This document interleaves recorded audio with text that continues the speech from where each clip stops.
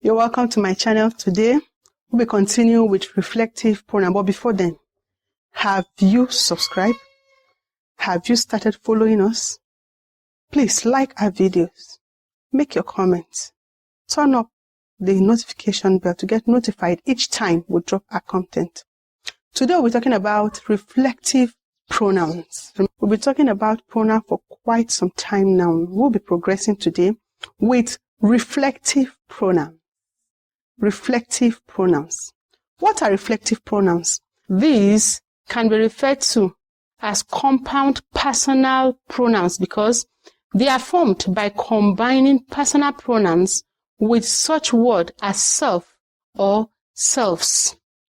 They look like emphatic pronouns, but they perform different functions and occupy different slots or position in the English sentence. How do we know this? The emphatic pronouns takes on the nominative case. That is to say, it can be found on the subjective slot, while the reflective pronouns appear in the accusative case or in the objective case as the object of the verb or the object of the preposition. These are the differences between reflective pronoun and emphatic pronoun. We are going to take some examples to illustrate reflective pronouns. Let's take these examples. Example 1. Elizaphan loves himself. Elizaphan loves himself. Here we have a reflective pronoun reflecting the subject. Remember, I did mention that reflective pronouns always occupy the objective case, the objective position, the objective slot. Please take note. Number 2, they decided to visit the cell themselves, still reflecting they.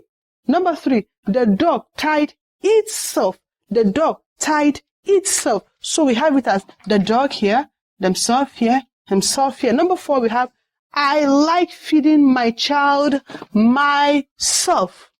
I like feeding my child myself. Finally, we have the troops hurt themselves. The troop hurt themselves. Reflective pronouns shows that the action performed by the subject has effect on the person or thing that does it. That is, the doer suffers the action. Number 6, we'll be talking about demonstrative pronouns. Demonstrative pronouns. What are demonstrative pronouns? Pronouns that point out specific person or thing are called demonstrative pronouns. They point out specific person or thing. They are called demonstrative pronouns. Some of the examples include this, that, these, those, one, once, same, such, and many others. Demonstrative pronouns are used in place of demonstrative adjective plus noun. A demonstrative pronoun can be used in place of demonstrative adjective plus a noun. Let's take some examples. Here we want to differentiate between demonstrative adjective and a demonstrative pronoun. Look at this. Get this book. Get this book. Get this. This particular one, this, is a demonstrative adjective. Why? It is followed immediately by a noun. Get this book is an adjective describing the specific book. But in this case, it is called a demonstrative pronoun. Get this. Get this. Here is without a noun. It's strictly a demonstrative pronoun. We'll take another example. Example 2. This is her pen. Let's have it immediately. This is her pen. Here we have this. This is a demonstrative pronoun. Number 3, we have another example. These are the books. These are the books. These are the books.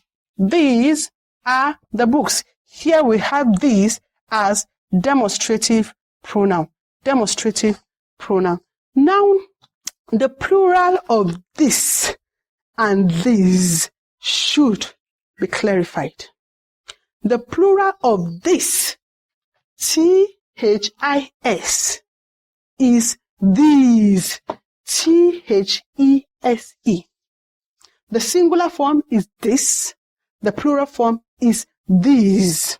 Again, the singular form of this word that has its plural as those. That has its plural as those. Take note, that, those. How and when do we use them? We use that and those when the item or the noun is far from the speaker. And we use this and these when the item or the object or that noun is close to the speaker. Thank you for viewing with us. If you have not subscribed, please do well to subscribe. In the next episode, we'll be talking about distributive pronoun. Distributive pronoun. Thank you. See you in the next video.